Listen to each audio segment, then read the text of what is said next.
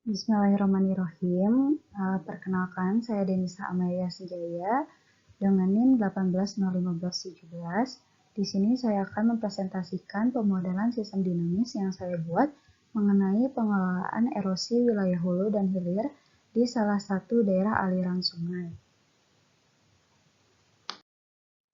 Yang pertama ini ada pendahuluan.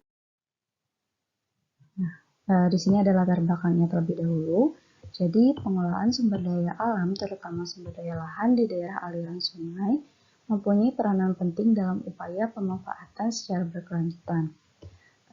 Rusaknya lahan yang ada di daerah aliran sungai yang disebabkan akibat dari erosi, ini dapat menurunkan produktivitas lahan yang nantinya berpengaruh terhadap fungsi produksi, ekologis, hidrologis daerah aliran sungai.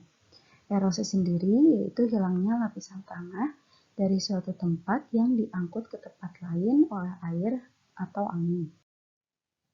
Nah, adapun faktor-faktor penyebab erosi diantaranya itu adalah erosivitas hujan, jenis tanah yang menentukan nilai erodibilitas tanah, topografi untuk menghitung faktor kemiringan lereng seperti panjang dan kecuraman lereng, lalu juga ada nilai dari faktor vegetasi dan faktor pengelolaan lahan seperti itu.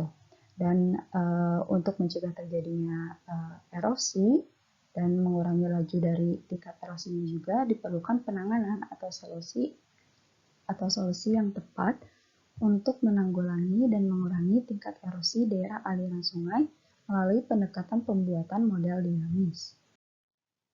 Jadi tujuannya itu untuk mengurangi laju erosi dan juga mengurangi jumlah erosi yang berada di daerah aliran sungai, tepatnya itu di wilayah hulu dan hilir, secara berkelanjutan dengan membuat dan merekayasa model dinamis menggunakan software PowerSim serta menganalisis faktor-faktor yang berpengaruh terhadap erosi.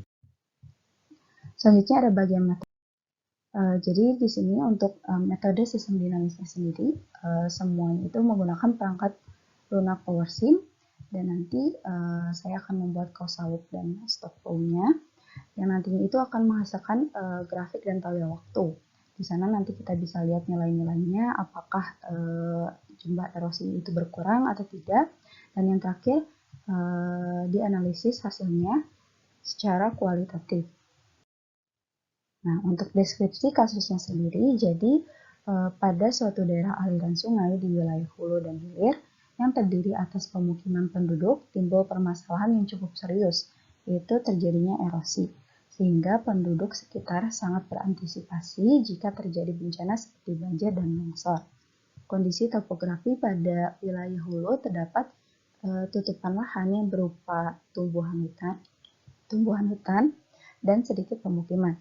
Sedangkan kondisi topografi pada wilayah hilir terdapat konversi hutan menjadi lahan terbuka dan lebih padat pemukiman penduduk. Seiring bertambahnya waktu, laju erosi ini akan semakin meningkat, tetapi pengendalian erosi dengan teknik konservasi dan juga pengolahan tanaman serta vegetasi penutup tanah tersebut belum dilakukan secara maksimal. Selanjutnya, analisis kebutuhan. Yang pertama, identifikasi stakeholder, di mana terdapat penduduk pemukiman, badan pengendalian erosi, dan juga pengolah tanaman dan vegetasi penutup lahan. Selanjutnya ada identifikasi kebutuhan dari masing-masing stakeholder.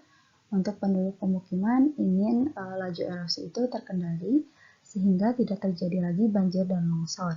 Sedangkan untuk badan pengendalian erosi ingin teknik konservasi yang baik sehingga pengolahan dan laju erosi juga dapat terkendali. Sedangkan untuk pengolah tanaman dan vegetasi ingin memperbanyak penanaman tanaman dan vegetasi penutup lahan sehingga pengirisan tanah dapat berkurang. Lalu tujuan sistemnya yaitu untuk mendapatkan pengolahan atau pengelolaan erosi terbaik di daerah aliran sungai sehingga dapat mengurangi dan meminimalisir laju erosi.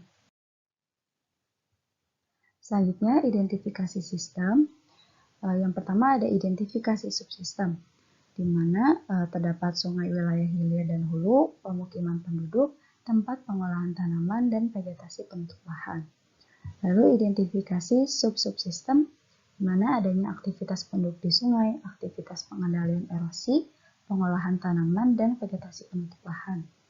Selanjutnya, identifikasi subsistem sinergi, di mana populasi penduduk setempat semakin meningkat, maka kebutuhan lahan pun akan semakin meningkat juga, sehingga tanahnya itu dapat mudah tererosi. Lalu untuk identifikasi subsistem kontradiktif, yaitu meningkatnya pengendalian erosi dengan berbagai teknik konservasi, pengolahan tanaman, dan vegetasi penutup lahan, maka laju erosi dapat menurun seiring dengan bertambahnya tahun. Dan yang terakhir ada identifikasi solusi, yaitu meningkatkan teknik konservasi, pengendalian erosi, pengolahan tanaman, dan vegetasi penutup lahan, dan juga memahami topografi dan faktor lingkungan daerah aliran sungai. Memprediksi erosi. Prediksi laju erosi dapat diketahui dari bidang tanah melalui model yang dikembangkan oleh Universal Soils Equation dengan persamaan sebagai berikut. A sama dengan R dikali K dikali L dikali S dikali C dikali P, di mana A itu banyaknya tanah tererosi, dan R itu faktor erosivitas hujan, K itu faktor erodibilitas tanah, L dan S itu faktor panjang dan kecuraman lereng, C itu faktor vegetasi penutup tanah dan pengolahan tanaman, dan yang terakhir P itu faktor teknik konservasi. Erosivitas sendiri merupakan sebuah indeks yang menyatakan kapasitas gaya eksternal yang dibangkitkan oleh hujan untuk melepaskan partikel sedimen dari permukaan air tanah. Sedangkan untuk erodibilitas merupakan perpindahan partikel sedimen oleh karena pelepasan akibat energi kinetik yang ditimbulkan air hujan dan diangkut oleh air limpasan permukaan. Selanjutnya di sini ada analisis sistem modal dinamis, di mana terdapat faktor-faktor dalam sub-subsistem dikelompokkan menjadi variabel dan jenis variabel sebagai berikut. Yang pertama ada level, di mana level ini terdapat jumlah penduduk dan erosi tanah. Lalu ada rate, terdapat kelahiran, kematian, migrasi, emigrasi, erosivitas hujan, erodibilitas tanah, panjang dan kecuraman lereng, teknik konservasi, pengolahan tanaman, dan vegetasi penutup lahan.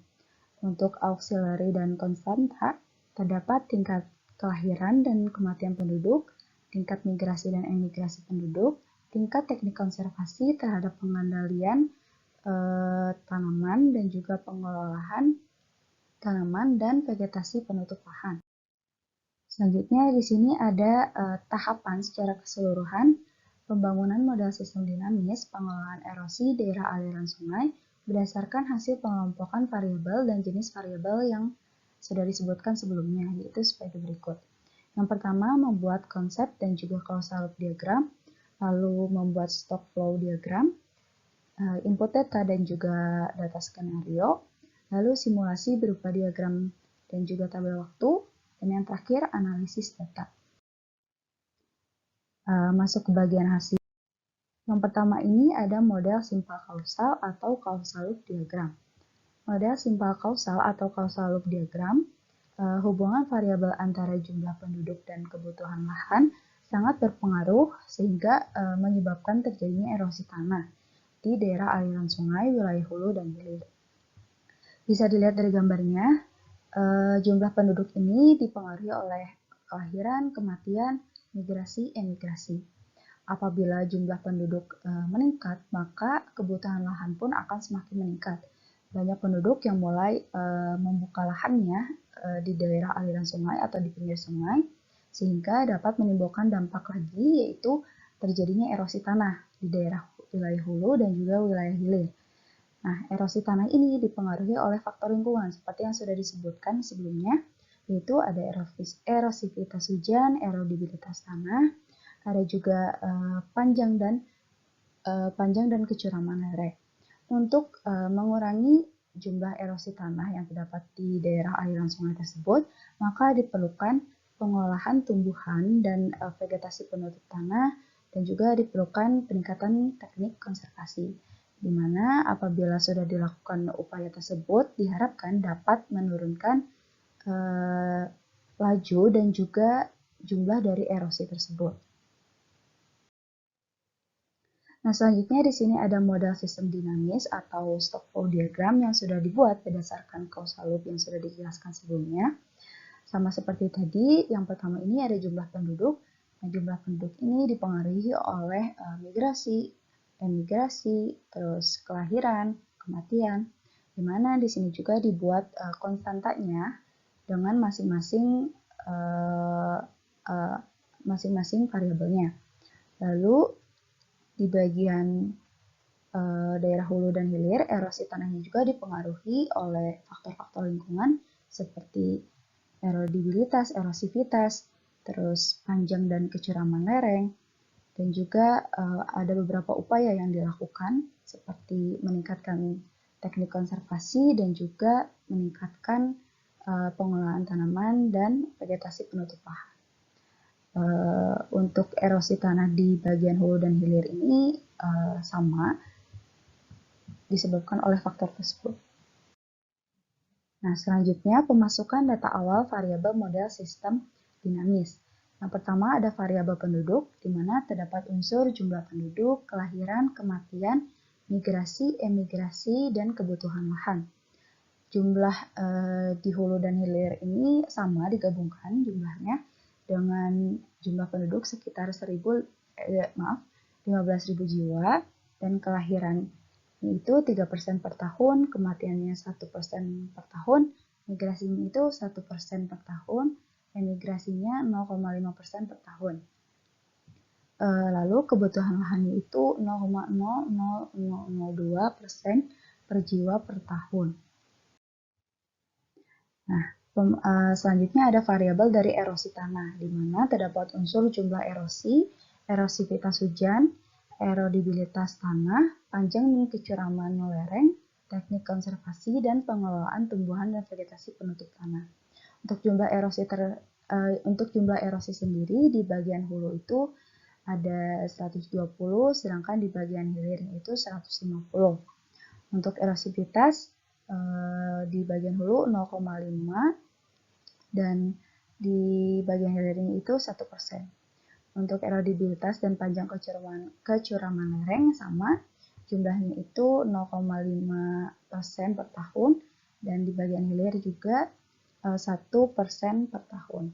Untuk teknik konservasi dan pengelolaan tumbuhan vegetasi penutup lahan, untuk data awal ini saya masukkan nilainya 0.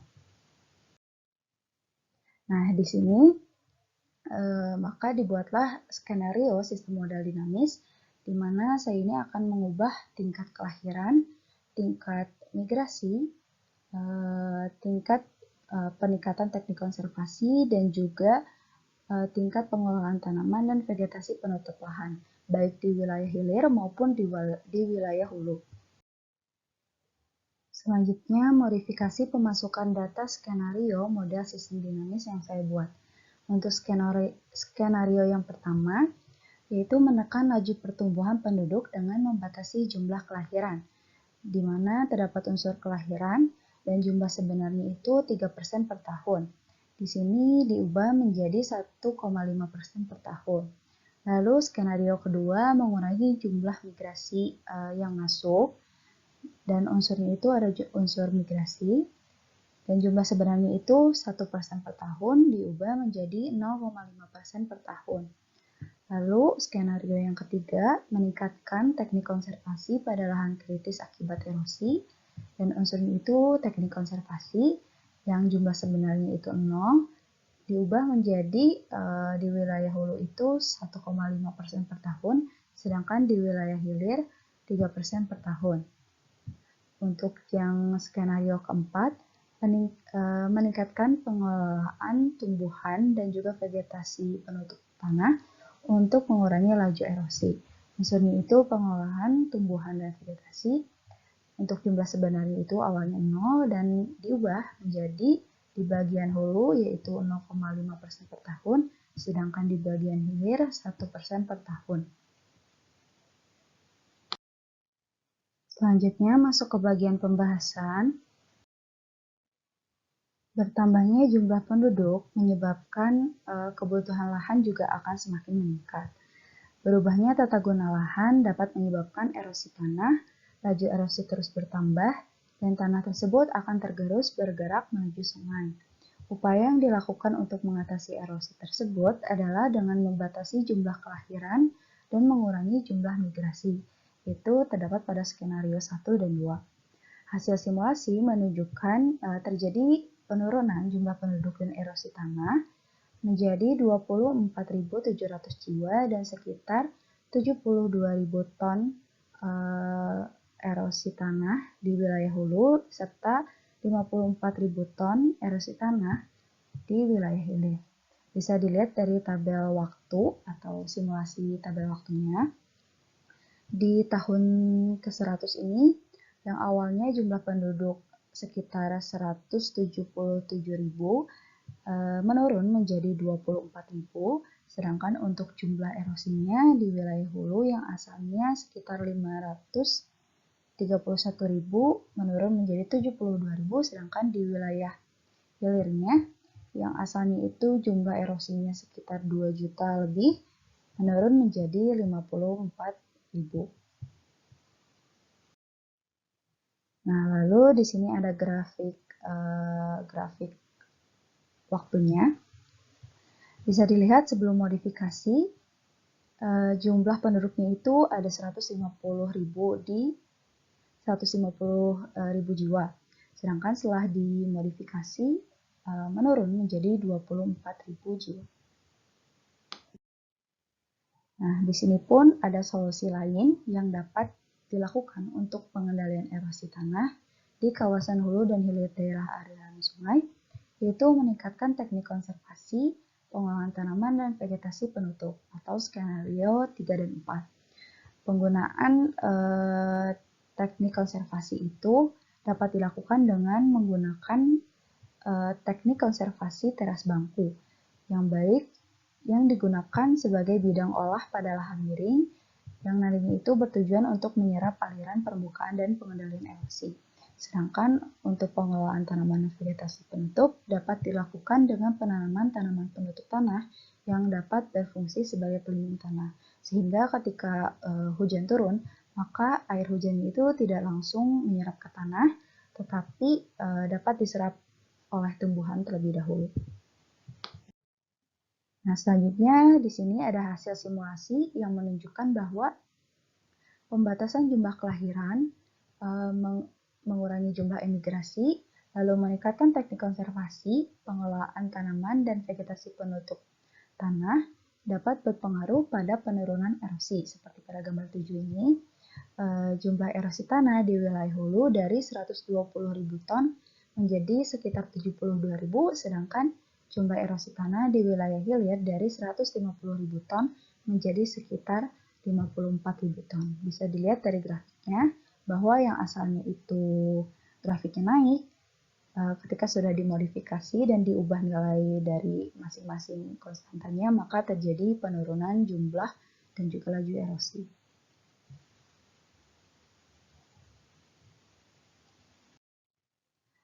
Selanjutnya masuk ke tahap kesimpulan. Jadi pendekatan pemodelan dinamis pengelolaan erosi pada wilayah hulu dan hilir di salah satu daerah aliran sungai dapat membantu untuk mengetahui perkembangan faktor-faktor yang mempengaruhi terjadinya erosi, dapat diatasi dan diantisipasi lebih dini. Faktor penyebab tingginya tingkat erosi tanah diantaranya adalah penduduk, meningkatnya kebutuhan lahan, dan faktor lingkungan seperti erosivitas, erodibilitas, panjang dan kemiringan lereng, teknik konservasi, vegetasi, dan pengelolaan lahan. Dengan memodifikasi unsur penekanan pertumbuhan penduduk, yaitu tingkat kelahiran dan migrasi, upaya peningkatan teknik konservasi tanah, dan pengelolaan tanaman dan vegetasi penutup tanah, terbukti berhasil menurunkan jumlah erosi tanah daerah aliran sungai, wilayah hulu, dan hilir. Sehingga jumlah erosi daerah tersebut juga dengan bertambahnya tahun dapat menurun. Sekian presentasi dari saya mengenai sistem pemodelan dinamis yang saya buat. Semoga apa yang telah saya sampaikan dapat bermanfaat dan memberikan informasi mengenai pemodelan. Mohon maaf apabila ada kesalahan. Sekian, wassalamualaikum warahmatullahi wabarakatuh. Nah, selanjutnya di sini saya akan memperlihatkan hasil pemodelan sistem pengelolaan erosi di daerah aliran sungai yang saya buat. Yang pertama, di sini ada variabel jumlah penduduk, di mana dipengaruhi oleh kelahiran, kematian, migrasi, emigrasi, dan apabila jumlah penduduk ini meningkat, maka kebutuhan lahan pun akan meningkat juga. Ketika kebutuhan lahan meningkat, banyak penduduk yang membuka lahan baru di daerah aliran sungai atau di pinggir sungai, membuat suatu pemukiman sehingga tanah yang ada di daerah tersebut dapat menyebabkan erosi. Erosi ini dipengaruhi oleh erosivitas hujan, erodibilitas tanah, panjang dan kecuraman lereng, sehingga diperlukan upaya dan pengendalian untuk mengurangi jumlah erosinya dengan cara melakukan peningkatan pengolahan tumbuhan dan vegetasi penutup tanah dan juga teknik konservasi. Erosi tanah di bagian wilayah hulu maupun di hilir juga sama. Selanjutnya untuk stok flow-nya, di sini saya buat konstanta yang dirubahnya itu yang pertama ada tingkat kelahiran, tingkat migrasi, tingkat peningkatan teknik konservasi, dan juga tingkat pengelolaan tanaman dan vegetasi penutup tanah. Nah, di sini juga saya akan mensimulasikan tabel dan grafik waktunya. Jadi di sini saya akan memasukkan jumlah penduduk ke tabelnya, lalu jumlah erosi tanah dari masing-masing wilayah, yaitu hulu dan hilir.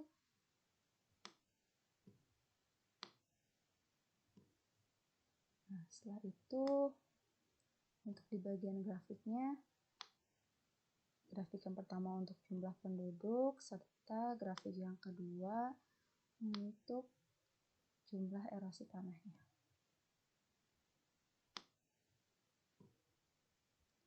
Nah, di sini kita bisa lihat hasilnya bahwa di tahun ke-100 ini jumlah penduduk ketika sudah dimodifikasi tingkat kelahiran dan tingkat migrasinya, maka akan berubah atau menurun menjadi 24.700. Dan juga total erosi tanah di daerah hulu maupun di hilir juga sama menurun. Untuk daerah hulu menjadi 72.000, sedangkan di daerah hilir menjadi 54.000. Dan di sini kita bisa lihat meskipun setiap tahunnya jumlah penduduk semakin bertambah, tetapi setidaknya di tahun ke-100 ini jumlah penduduknya lebih berkurang daripada model sebelum dimodifikasi. Untuk grafik erosi tanah juga kita bisa lihat bahwa di sini terjadi penurunan jumlah erosinya. Sekian pemaparan mengenai simulasi model yang saya buat. Terima kasih.